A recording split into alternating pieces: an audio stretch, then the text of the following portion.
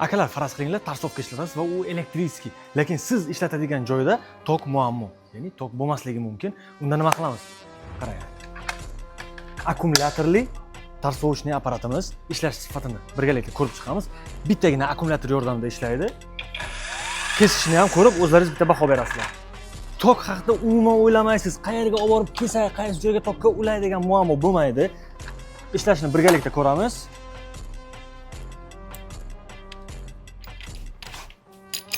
Tiskilari bor, ko'rishlaringiz mumkin. O'zida tiskilari ham bor.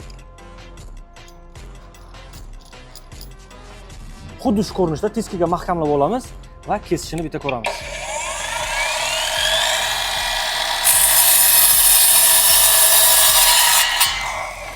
Gap bo'lishi mumkin emas, akalar, qaranglar. Rovna ideal va chiroyli kesib beryapti. Kesishini ko'rdingizlar va tiskilarni ham yechish, qaytib qo'yish ham juda ham oson.